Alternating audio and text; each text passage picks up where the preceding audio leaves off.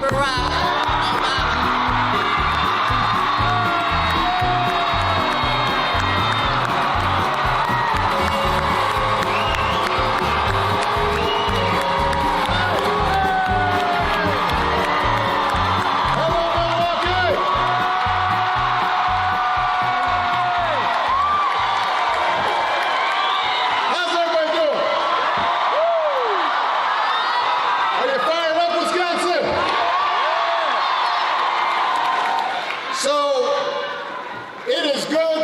Back in the Midwest.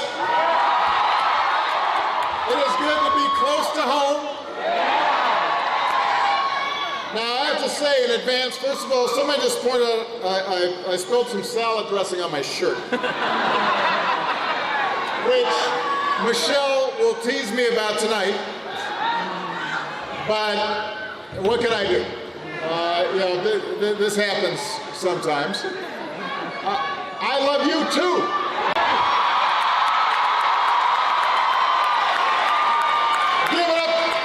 Governor Tony Evers. Your next members of Congress, Randy Bryce and Dan Cole. A leader we are sending back to the Senate, Tammy Baldwin.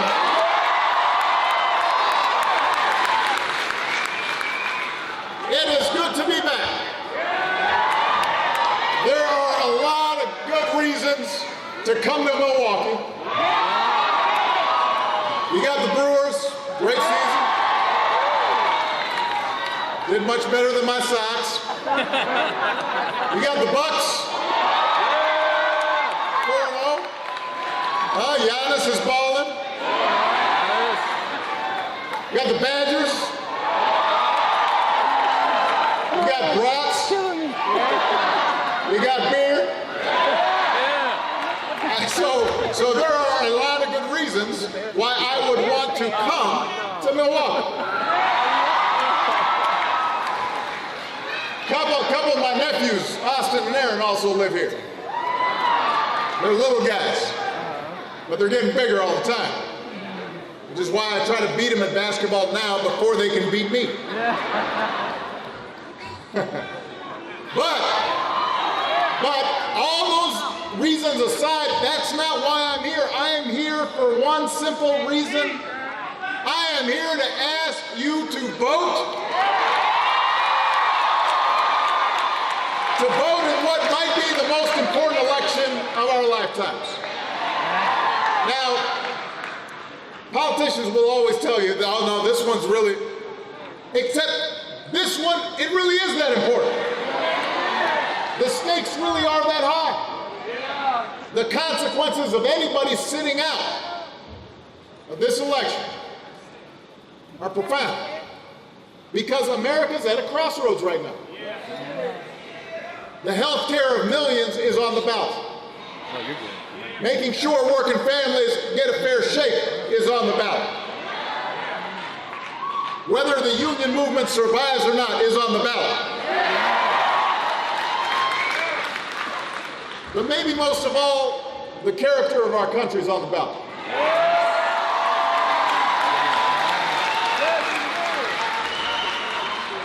Now, the good news is that in the past, when we've been at these crossroads as a country, Americans have made the right choice. But we don't always do it right away. Sometimes it takes too long to make the right choice. And when we do make the right choice, it's usually not because people sit back and let history happen to us. It's because folks like you, folks like me, marched and mobilized and voted for a better history, voted for a better future. That's how we abolished slavery. That's how we overcame the Great Depression. That's how we liberated a continent. That's how workers' rights came about, and women's rights came about, and civil rights, and immigrants' rights, and LGBT rights. That is how the story of America became a story of progress, because we got out there and did the work.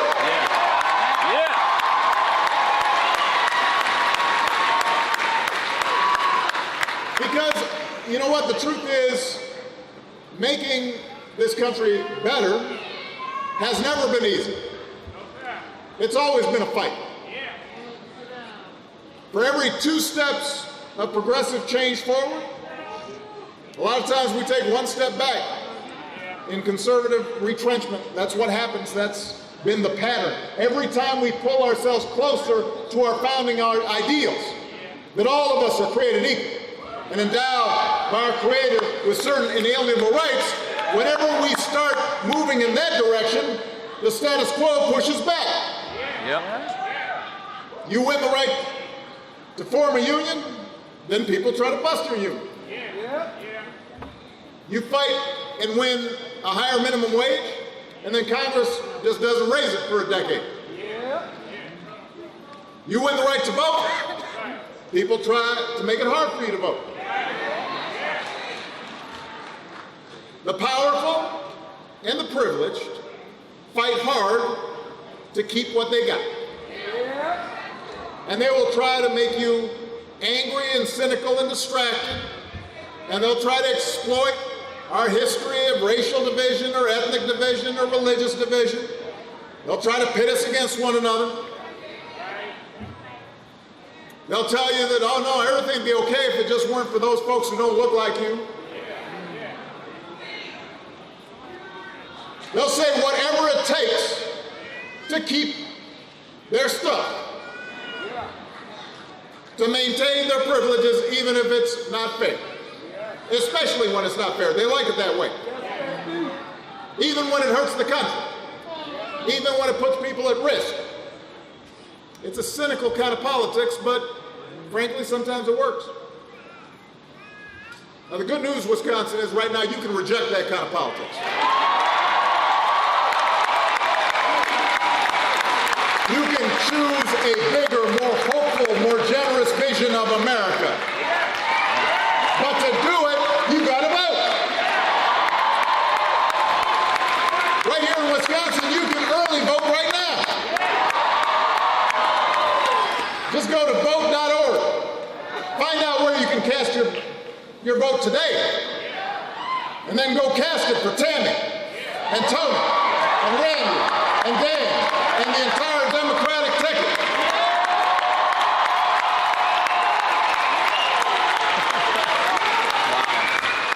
And don't let anybody tell you it doesn't matter. I get frustrated when I hear that.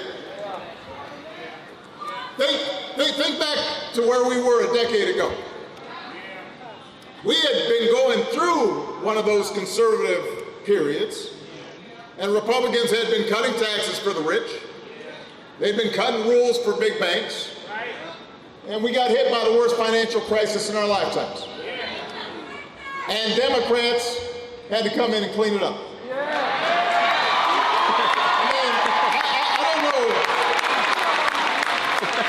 I don't know how it is that we've got such a short memory. They did exactly what they're doing now, and then it blew up, and then we had to go clean it up. And we got the economy growing again. It's been growing ever since, by the way. So when folks talk right now about, oh, the economy is doing so well, where do you think that started?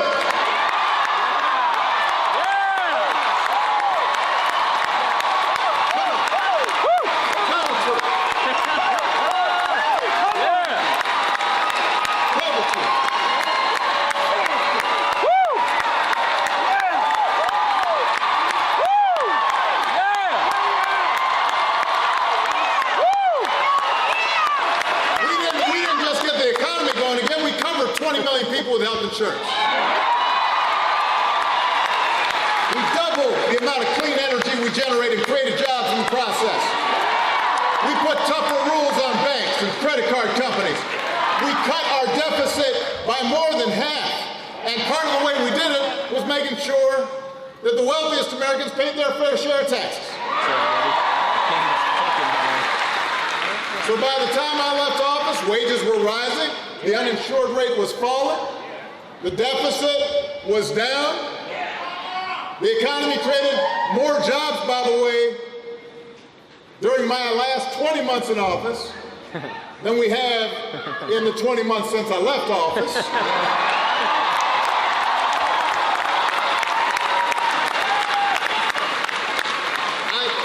Go look it up. Go look it up. Run again! That's what happened when we had a progressive agenda. Now, we didn't get everything done that we wanted to do. We couldn't reverse all the trends that had been happening for 40 years in just 8 years. We couldn't get all the manufacturing jobs that had left to come back right away. We couldn't immediately eliminate all the inequalities that have been building up over decades. And we sure couldn't do it once the Republicans took over Congress, because they blocked everything we tried to do. All right, so they've now had 2 years of control of Washington. What have they done with that power? No, it's not true they haven't done that. It's not true they haven't done anything. Let me tell you what they've done. Oh, boy. They cut taxes for the rich and corporations to the tune of $1.5 trillion, just like they did the last time.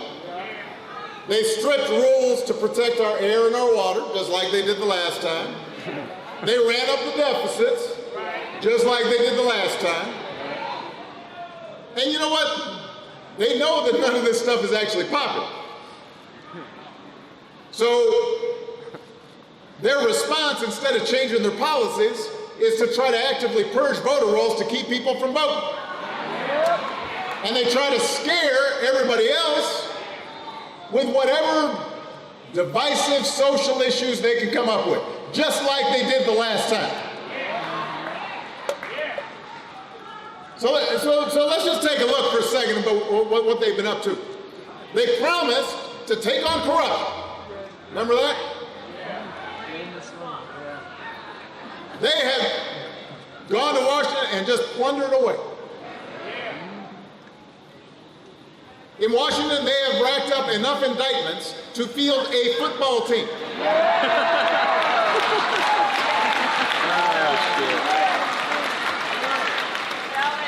Nobody in my administration got indicted.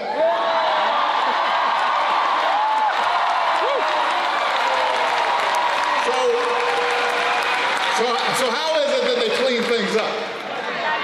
In Wisconsin, some of your governor's own cabinet secretaries said that after all the schemes and cover-ups, they're endorsing Tony Evers for governor because they saw what happened and they didn't like it. Let me tell you something. If somebody who had worked for me said right before an election, he's terrible, I'm supporting the other guy. I would feel bad about myself. But they don't, because there's no shame. Their promise to drain the swamp, that was not on the up and up. So let's see, what else did they say? They said they'd fight for the little guy. Instead, they have catered to the most wealthy, the most powerful. Like I said, $1.5 trillion in tax cuts aimed at billionaires and corporations. Did not even pretend to pay for them. Deficit shot up. When it came to helping the most fortunate, the people with the most, they did not care at all about deficits. But when it came to helping everybody else, suddenly deficits are terrible. When we were trying to provide health insurance to folks who really needed health insurance, you can't do that. Deficits. Wanted to expand early childhood education. No. We can't afford that. Deficits. It's an existential crisis. It's terrible. Deficit. Oh, you want to give a tax cut to me and I don't need it? Wasn't asking for it? That we can do. That's fine. And then just last week, now that they got the tax cuts out, now that the wealthiest are wealthier, now that the country's more unequal and fewer people are being helped by the kinds of programs that would give kids a chance, give working families a leg up. Now suddenly, Mitch McConnell, no, don't move, vote. Don't move, vote. I'm making a point here. Just last week, suddenly he said, you know, I'm very disturbed about these deficits. We're going to have to bring them down. We're going to have to cut programs like Medicare and Medicaid and Social Security. Look it up. Here's the thing. Everything I say, you can look up. He said it. He's quoted. Say it.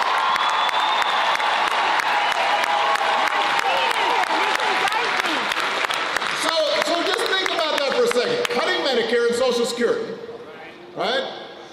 Making it tough for working people to retire. For your grandma or your grandpa to make sure they got enough to eat and the roof over their heads.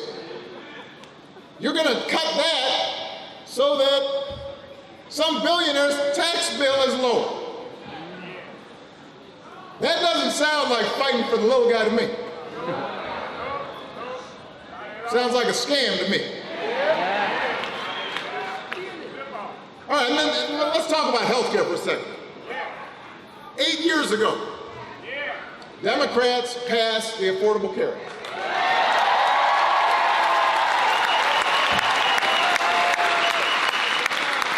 Right here in Wisconsin, 200,000 people suddenly got coverage. 200,000 people got help. The law made it illegal for the first time for insurers to discriminate against you if you've got a pre-existing condition. And by the way, I'm looking out at the crowd, some of you are young. Maybe you don't think you've got a pre-existing condition. I promise you, by the time you get to 57, you got something. It might be you battled cancer. It might be you've got an asthma scare. But according to insurance companies, even just being a woman is a pre-existing condition. And they were charging women more for insurance just for being a woman, which is a lot of golf. Because if there weren't women, then those insurers wouldn't be there because... I mean, you can't charge women more for insurance because they get pregnant, because otherwise we wouldn't be here. So that doesn't make much sense. That's not a logical approach. So we put an end to that. Democrats made that happen. Not a single Republican, not one, joined us. Not one. Repeat that, not one. Since that time, they have spent the last 8 years obsessed with trying to undermine, sabotage, repeal that law that makes sure you're not discriminated against because of pre-existing conditions. They've done everything they could. They took over 60 votes in Congress to get rid of it. And if Republicans keep control of Congress, you better believe they're coming after it again. And Wisconsin, you can't afford to let Tammy's opponent become the deciding vote that guts your protections against the insurance companies. But that's not the worst of it. That's not the worst of it. Now that it's election season, these same Republicans are running millions of dollars worth of ads around the country saying we're going to protect pre-existing conditions. Your governor's been running one of those ads while his administration is literally suing the government to take away pre-existing conditions protections.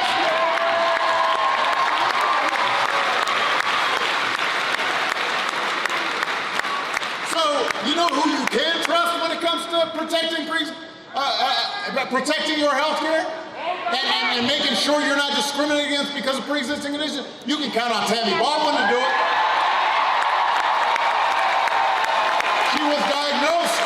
as you heard with a pre-existing condition when she was a kid, she knows what it's like for parents and grandparents to worry about covering a sick kid. She's not going to let Republicans gut those protections. She's not going to let Republicans gut your Medicare to pay for their tax cuts. These Democrats are going to protect your kid. If you elect Tony Evers as your next governor, he's going to do something your current governor refuses to do. He's going to expand Medicaid to cover 176,000 more Wisconsinites. That's going to make a difference. But you got to vote for him, and you've got to vote for a Democratic legislature to help him do it. So don't think that this election doesn't make a difference. Your vote doesn't make a difference. But I want to go back to what I was saying earlier about those ads those Republicans were running, because I want you to think about this for a second. We just kind of take this for granted.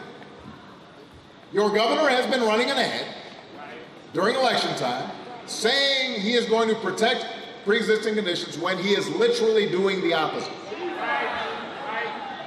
That is some kind of golf. That is some kind of chutzpah.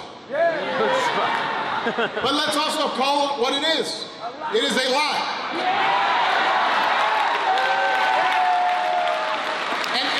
And that brings us to a bigger question about this election. Who are we? What kind of politics do we want to see? What kind of accountability do we expect from our elected officials? You know, it's one thing to have a legitimate policy difference, but if you take one position, then you should be held accountable for the position you take. You can't suddenly pretend you didn't take the position because it is politically expedient. You can't just lie about it.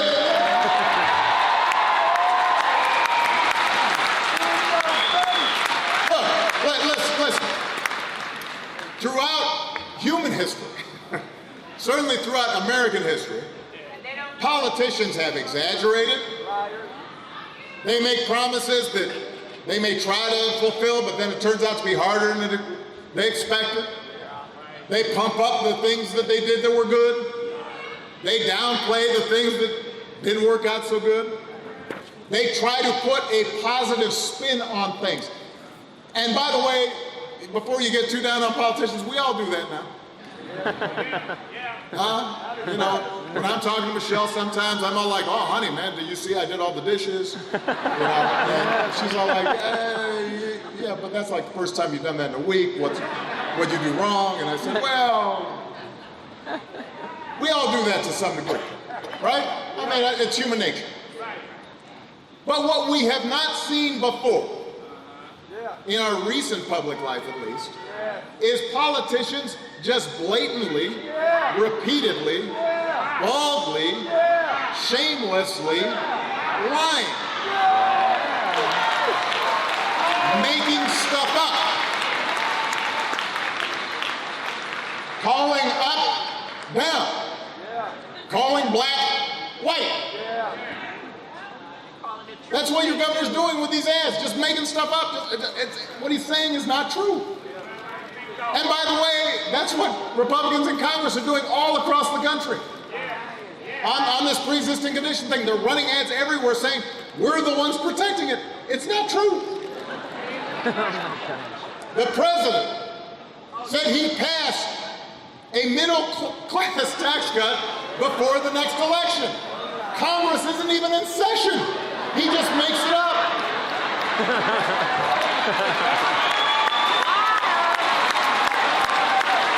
He says, I'm going to protect your pre-existing conditions, while his Justice Department is in court right now trying to strike down those protections. That is not spin. That's not exaggeration. That's not trying to put a positive glow on things. That's lying. And look, it'd be one thing if it was the first time, but they've done this often. And accompanying making stuff up, they then try to scare the heck. scare the heck out of people before every election. It's always something a little bit different. And then suddenly the election comes and the problem that they were scared you about is suddenly magically gone. You never hear it about it again. All right, so let me just kind of run through this just to jog your memory. In the 2010 midterms, it was government bureaucrats are going to kill your grandma. Remember death panels? Just made it up. But that was a thing. 2014, Ebola is going to kill all of us. Remember that? In the last election, it was Hillary's emails. This is terrible. Hillary's emails. We were hearing emails everywhere. This is a national security crisis. They didn't care about emails. And you know how you know? Because if they did, they'd be up in arms right now as the Chinese are listening to the president's iPhone that he leaves in his golf cart. It turns out it wasn't, I guess it wasn't that important. They scared you about the deficits. Now the latest thing, they're trying to convince everybody to be afraid of a bunch of impoverished, malnourished refugees 1,000 miles away. That's the thing that is the most important thing in this election. Not health care, not whether or not folks are able to retire, not doing something about higher wages or rebuilding our roads and bridges and putting people back to work. Suddenly, it's this group of folks. We don't even know where they are. They're way down there. That's the biggest thing. And you know, as soon as the election's over, everybody will be like, what happened? We were being invaded. Where'd it go? Oh my gosh. And you know what? It would be funny, except they do it every time, and too often it works. Everybody gets all freaked out. And we got to stop falling for this stuff. We're like Charlie Brown with football. You can't fall for that okie doke. Don't be hoodwinked. Don't be bamboozled. Wisconsin, don't fall for that kind of fear mongering. Because while they are distracting you with all this stuff, they're robbing you blind. They're giving tax cuts out to billionaires. They don't want you to notice that. Look over there. They're sabotaging your health care. Look. They're letting big polluters rewrite our laws to keep our air and water clean. Right? Ignore that. Look over there. It's like a con where a door-to-door salesman tries to sell you a security system while his buddy sneaks in the back, takes all your stuff. It's like Home Alone. You remember that movie? Yeah. Joe Pesci's sidekick, he's trying to sneak in the doggy door. I guess you're too young for that. But you know what? There's a more important point here. When words stop meaning anything, when people can just make up anything, democracy doesn't work. There you go. Yeah.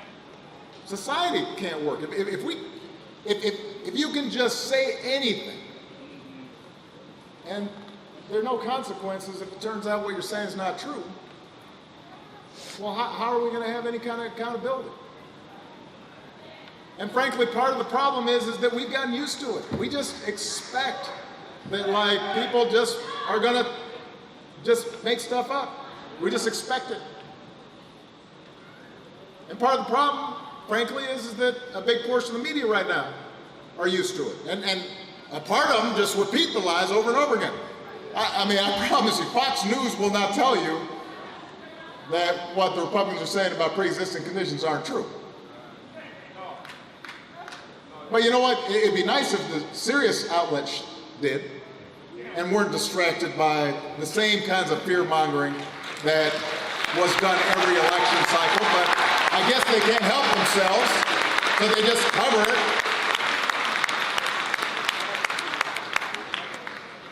So until we start getting a little bit better about calling a lie, the only check we've got on this behavior is you and your vote. And I know during elections, it's natural for us to talk about Democrat and Republican, that's part of how the democratic process works. And obviously, I really think you should vote for Democrats, because our policies will actually make a positive difference in people's lives, and we actually do fight for the little guy.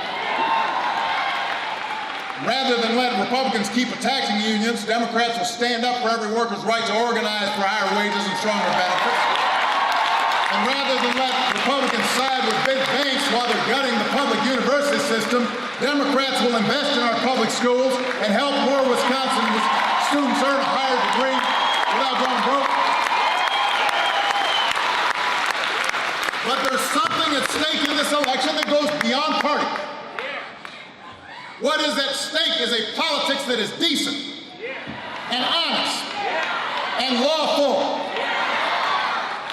and tries to do right by people, that's worthy of this country we love. Because it shouldn't be Democratic or Republican to say we don't just make stuff up. It shouldn't be Democratic or Republican to say you don't punish political opponents or threaten the freedom of the press just because you don't like what they say or write about you. It shouldn't be Democratic or Republican to say we don't target certain people based on how they look or how they pray.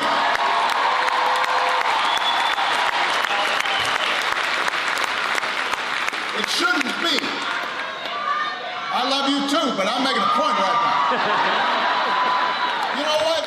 I've got to believe that there are compassionate conservatives out there who think that there's nothing compassionate about ripping immigrant children from their mothers at the borders and leaving them in cold cells. And I know there have to be people who consider themselves fiscally conservative who don't think there's anything fiscally responsible about trillion-dollar deficits. I've got to believe that there are people of all political stripes who think it's wrong when you say deficits don't matter when you're helping rich people and pretend that somehow they matter a lot when you're trying to help working people. There've got to be people, I don't care what your party is, who think it's wrong to spend 8 years trying to take away people's health care and then spend the final weeks before an election pretending you're Florence Nightingale. There've got to be people who say that's not how politics should operate.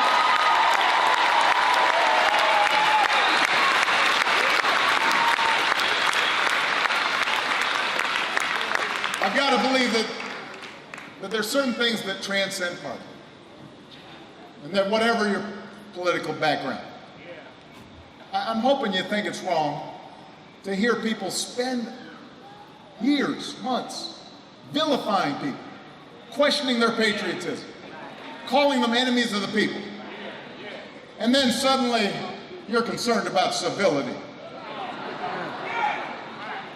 Please. And by the way, we don't need more mealy-mouthed elected officials who claim they're disappointed by this bad behavior, but then don't do anything about it. And let's go along with it. We need leaders who will actually stand up for what's right, regardless of party. Leaders who will fight for you and what's best in the American spirit.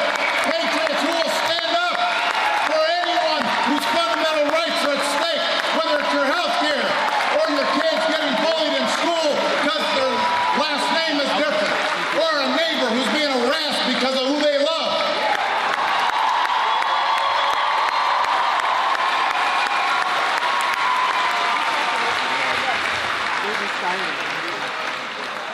Wisconsin, that's what all of us need to stand up for. With clarity and patriotism and purpose. The values that bind us to our fellow citizens. the values your mom taught you and your dad taught you, that somehow we just ignore. What's happened? Good question. We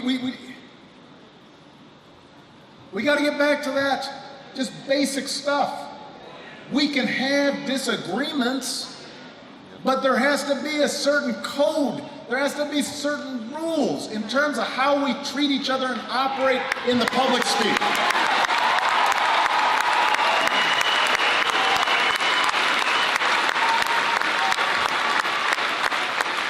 That's what Americans do.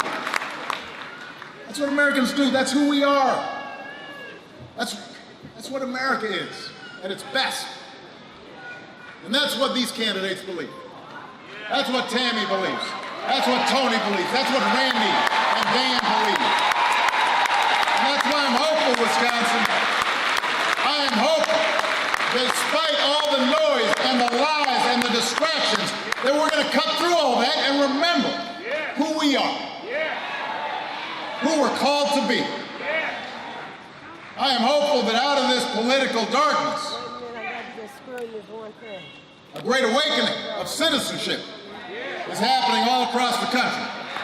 I can't tell you how encouraged I've been watching so many people get involved for the first time, or for the first time in a very long time, marching and organizing, registering people to vote, folks running for office themselves, record numbers of women vote who are running, young veterans of Iraq and Afghanistan,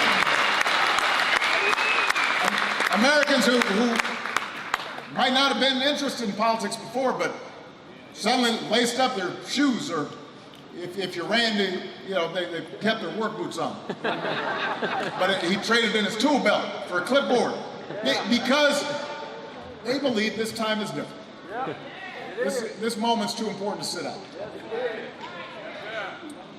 The antidote to government by a powerful few is government by the organized, energized many. That's what this moment's about. And I want to tell you, one election won't fix everything. That's the truth. If you go in this election, it's not as if suddenly poverty is eliminated, or you know, all the jobs we left are coming back, or you know, suddenly there's no discrimination. Women are always treated with respect. That, you know, that's not how politics work. It's not like everything gets fixed all at once. But I tell you what, if you vote, things will get better. If you vote in this election, Wisconsin, it'll be a start. You've got to get started and then just keep on going, because the threat to our democracy doesn't just come from one person in the White House, or Republicans in Congress, or lobbyists in Washington, or the Koch brothers. The biggest threat to our democracy is our own indifference. The biggest threat to our democracy is us getting so cynical that we just stay home. We don't participate. Because that's how in 2011 Republicans made Wisconsin one of the worst gerrymandered states in the country. In 2012, Democrats won a majority of votes in the state assembly, and somehow Republicans got 2/3 of the seats. It got rigged.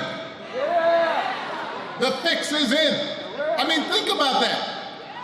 Who's ever heard of that? You know that's not fair, but that's how the system operates. In this current election, all across the country, Democrats are going to have to win a lot more votes just to stay even, and even more votes after that to take over the Congress because of this gerrymandering tomfoolery.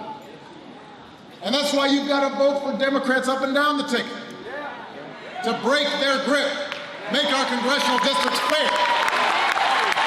When you vote, not just for Tammy and Tony, when you vote for sheriff and district attorneys and state reps and secretaries of state and state treasurers, you've got the power to make sure our voting rights are protected.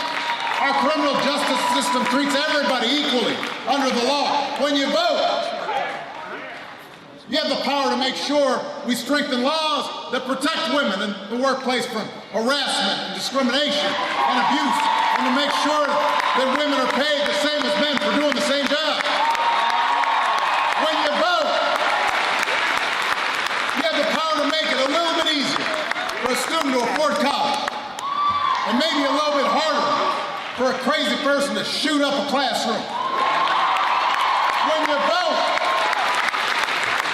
you have the power to make sure a family keeps its health insurance. You could save somebody's life. That power is in your hands if you vote.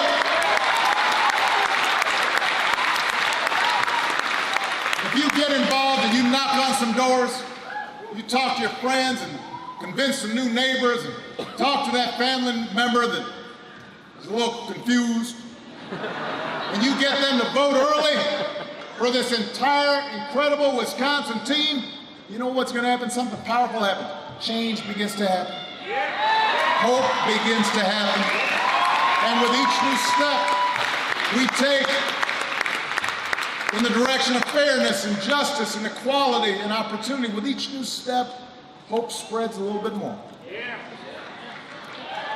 It starts with you. Let's get to work. Let's go vote. God bless you, Milwaukee.